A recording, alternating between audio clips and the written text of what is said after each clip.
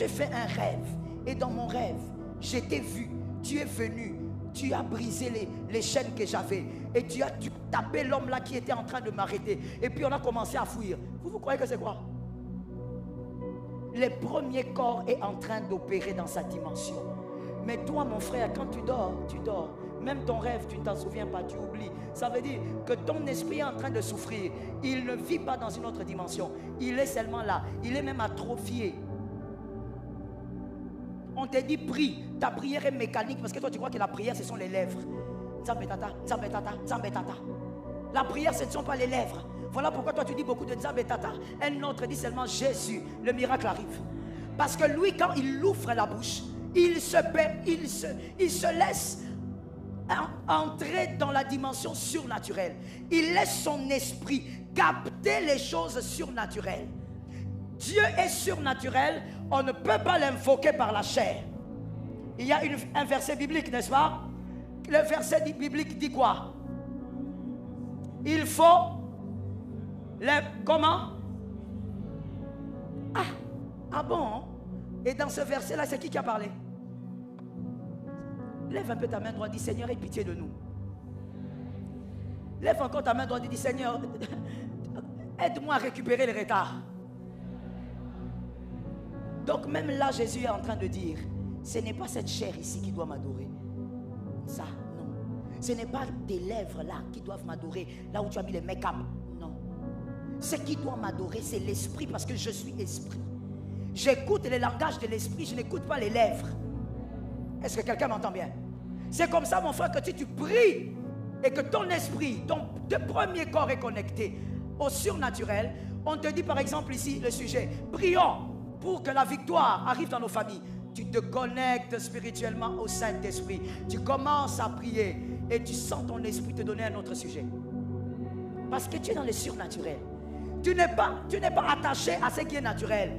Toi, tu es seulement Seigneur Jésus, Seigneur Jésus. Et là, tu regardes tout le monde. Seigneur Jésus, merci, alléluia. Alléluia. Des fois même, tu regardes tes chaussures. Seigneur Jésus, merci. Ce que je dis là, c'est faux. Il y a des frères façon ici. Seigneur Jésus, merci Seigneur. Tu verras un autre en train d'arranger sa chemise. Alléluia, Saint-Esprit. Oh, Nzambazamalam. Nzambazamalam. Donc pour toi, la prière sont des formules de Papa Alain. Nzambazamalam. La prière, ce n'est pas une formule. La prière, c'est un esprit qui se connecte au surnaturel. Est-ce que quelqu'un m'entend bien? Il faut qu'à partir d'aujourd'hui, tu changes ta manière. Voilà pourquoi certaines personnes pensent, certains écrivains, chrétiens évidemment, qui ont écrit sur la prière, pensent que quand on prie, que ça soit seul, que ça soit dans l'assemblée, il faudrait laisser le temps de la méditation. D'autres appellent ce temps de la méditation un moment où la musique joue. Parce qu'il faut laisser ton esprit réaliser que maintenant c'est un autre moment. Et que je dois entrer dans la dimension du surnaturel. Si tu viens de je ne sais pas faire quoi, tu prends le temps. My goodness. Voilà pourquoi je ne comprends pas les gens qui sont là en train de prier. Oh, j'ai vu ça même ici. Dans toutes les églises locales, ils existent. Mais souvent, ce sont les services d'accueil qui sont comme ça. Et prie, Seigneur Jésus, Père éternel, merci Saint-Esprit, merci Jésus, Saint-Esprit, merci Saint-Esprit, alléluia. Tu crois que tu fais quoi? Qui t'a menti? Voilà pourquoi il n'y a pas de résultats dans ce que tu fais. Voilà pourquoi même quand on dit en sortant d'ici, reçois ceci, il y a des gens avant d'arriver à la maison, le téléphone sonne. Il était connecté au surnaturel. Mais toi, tu crois que la prière, ce sont des formules. Il faut que tu regardes à gauche, à droite, que tu sois en train de contempler les bébés qui pleurent. Tu n'as rien compris. La prière est un monde. Dis à 5 personnes, la prière est un monde. Merci Emma.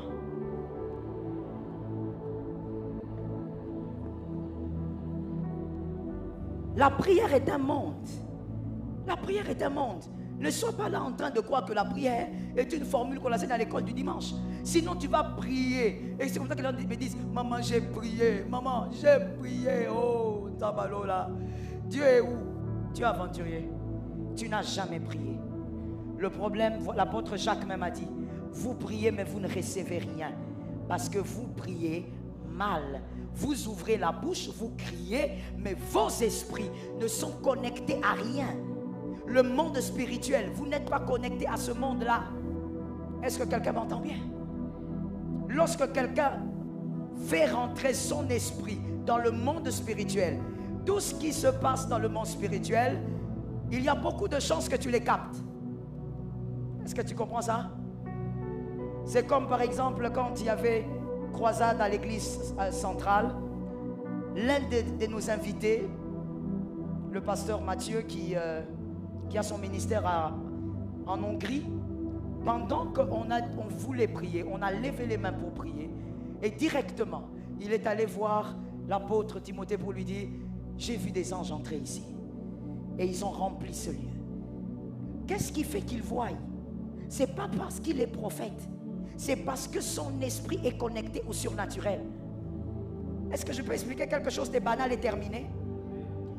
Maman, comment je peux descendre ici? Désolé pour la caméra. Comment je peux descendre ici?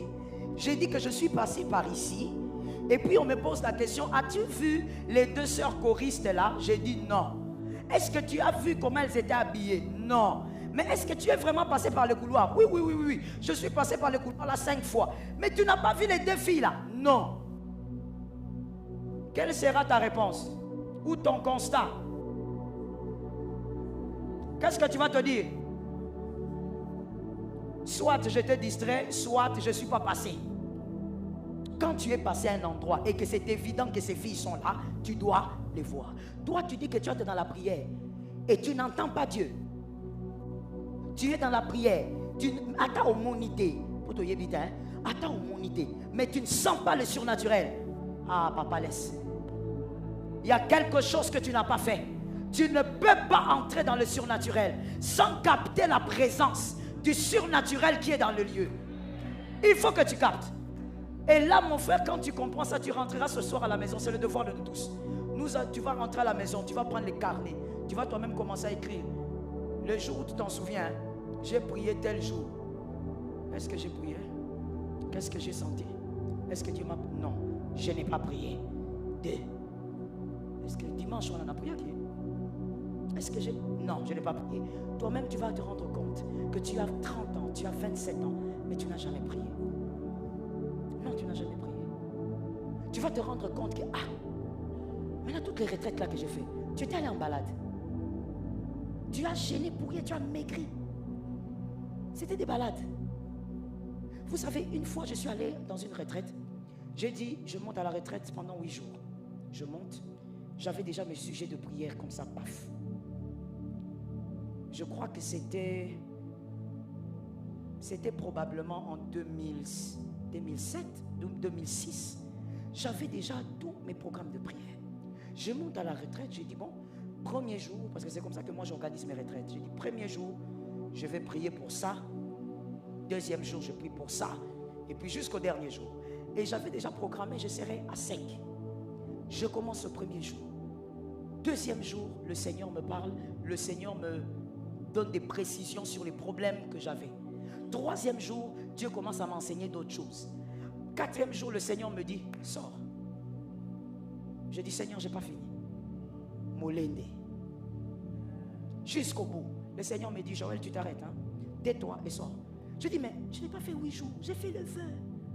Mon frère, ne sois pas plus saint que Jésus. Si tu deviens plus saint que Jésus, il n'y a pas beaucoup de problème pour la bataille. C'est Jésus le modèle de la sainteté. Je dis, non, j'ai fait le feu. Je vais finir seulement le 8e jour. Le Seigneur m'a dit, tu sais, si tu ne sors pas, de toute manière, je te sortirai. Parce que tout ce que je devais te dire, tu as déjà capté ça. Et tu l'as reçu de manière claire. Tu peux sortir. Ce que j'ai envie de te dire, c'est quoi? C'est que je n'ai fourni aucun effort quand j'ai laissé mon premier corps entrer en contact avec le surnaturel. Ça veut dire, j'ai compris ceci, mon frère, que le surnaturel, Dieu, les anges et beaucoup d'autres êtres surnaturels, tout ce qu'ils attendent, ils ressemblent à ceci. Ils sont comme s'ils sont devant une porte. La porte est fermée. C'est toi qui es de l'autre côté. Ils attendent seulement au fongo, là-bas, il y a. Donc il n'est pas normal que yo yebisinga que au fongoli au monye l'autre côté, au yo que l'autre côté. C'est qu'il y a un problème. Parce que le surnaturel est comme ça, il est là. Ils attendent. Dès que tu dis je prie, Ils viennent. Ils sont disposés à te faire comprendre des choses. C'est pourquoi dans cette retraite de 8 jours, Dieu m'a tout dit en 4 jours. Il m'a même donné les enseignements que je devais donner les années à venir. Parce que le surnaturel est disposé. Et pour finir cette histoire, comme je ne voulais pas sortir de la retraite, moi j'ai dit non. Tout ce que j'ai reçu là, c'est Dieu. Mais celui qui me dit de sortir, ce n'est pas Dieu. Je refuse. Soldat jusqu'à la fin. Le Seigneur m'a dit, sors Joël. J'ai dit non, non, non. Je reste ici. Ça, c'est quelle voix ça? C'est la chair. J'ai commencé à envoyer le feu. Alors que c'est Dieu qui parlait. Il me dit, Joël, sors. Tu ne veux pas sortir? D'accord. Aujourd'hui même, je vais te sortir de cette retraite. Et tu sortiras même en courant. Je dis, Seigneur, tu sais que je t'aime. Mais vraiment ça n'arrivera pas. Vers 14 h, je reçois l'appel. Moi, je croyais que c'était peut-être mon mari qui allait me dire, viens, descends d'ici. Descends de là. Je reçois l'appel de mon mari. Il m'annonce que l'un des pasteurs que j'aimais beaucoup, je l'aimais vraiment avec beaucoup d'affection, et qu'il était mort. Quand il m'a annoncé ça, je lui ai dit, tu parles de qui? Il m'a dit, je te parle de tel. J'ai dit, non, non, non. On connaît plusieurs pasteurs qui ont le même nom. Dis-moi c'est qui? Il dit, non, c'est celui-là. Je te dis, mon frère, je n'ai même pas tenu ce téléphone-là. Je ne sais même pas où ce téléphone-là s'est retrouvé. J'ai pleuré de tous les larmes de mon corps. Il est venu me sortir de cette retraite. J'étais en train de pleurer comme un boudin. Je ne sais même pas si le boudin pleure. Ah, mon frère, ça va terme, toi le bail. J'ai pleuré comme pas. Ça veut dire que j'ai rentré à la maison, mais c'est comme si on m'avait tapé là-bas à la retraite ou quelque chose était arrivé. J'étais dévasté. Et le soir, je me suis rappelé de la phrase. Dieu m'avait dit, tu sortiras ce soir même. Avant 18 h, tu sortiras. Tu courras même pour sortir. Mon frère, lorsque tu te décides de prier, ne te décide pas de parler. Décide-toi de faire travailler ton premier corps.